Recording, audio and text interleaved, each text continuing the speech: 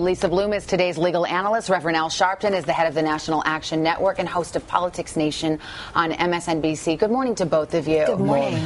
Reverend, I'll start with you. I know you did not like this verdict. Were you surprised by it? I thought all along it was 50-50.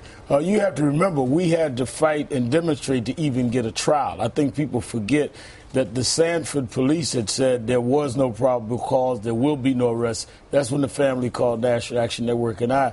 So we didn't have a lot of confidence in the area. We were hopeful, particularly when they had the option of going to manslaughter.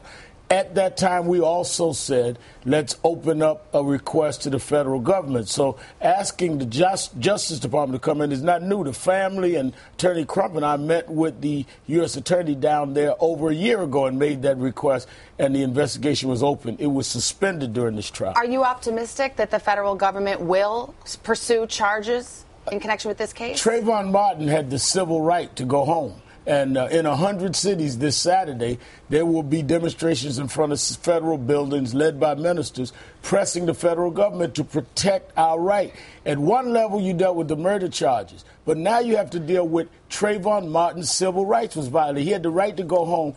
And you must remember, George Zimmerman is not a policeman. He had no authority to interfere at all with that right. Let me bring Lisa into this because this poses a legal question. One, how likely you think it is the Department of Justice pursues charges along these lines? And isn't it a more difficult prosecution in the sense of the proof you have to have in a federal case? So I've reviewed the Department of Justice policy. It's somewhat lengthy, but what it boils down to is whether the elements of a federal crime would be substantively different from the elements of the state crime for which George Zimmerman has been acquitted. Of course, once he's acquitted, his double jeopardy rights attach, which means he can't be prosecuted again for the same crime. So the question is whether the federal charges would be significantly different. And they would have to, we assume, show that there was racial animus. And what's fascinating about that, Savannah, is that in the state trial, the prosecutors said repeatedly, this is not about race. So much of the protests have been about race, but in the courtroom, it was not about race. Well, let me bring the Reverend in on that. Do you think the prosecutors missed an opportunity there, that they didn't explicitly make this case about racial profiling? I think they did, but it also sets up a federal case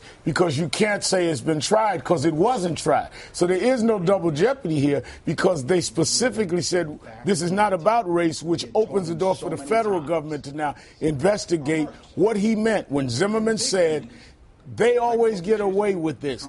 Who is they and get away with what when there was no crime being committed? Let me ask you point blank, though, because Lisa's been rather critical of the prosecution team. Do you think the prosecutors mishandled this case? Did they do a good job of putting on this case? I think that they could have done a lot more. Lisa's a lawyer and certainly could say mishandled. I could say they were not aggressive in many areas that should have been, that I think the federal government can come in and do, which is why we're going to be out in front of the federal buildings in 100 cities this And we've Saturday. seen it before in the Rodney King case, acquitted on the state level and then successfully prosecuted on the federal level. Reverend, you've been in touch with the family. Do you think they'll file a civil suit against George Zimmerman? I've talked to Attorney Crump even moments ago. Where they will keep all their options open. I can tell you this is long from being over, and we're going to be with them every step of the way because this puts every child at risk. Any child can be interfered with going home for committing no crime. That's the bottom line here that must be answered. Reverend Al Sharpton, Lisa Bloom, thank you both for being here. Appreciate it.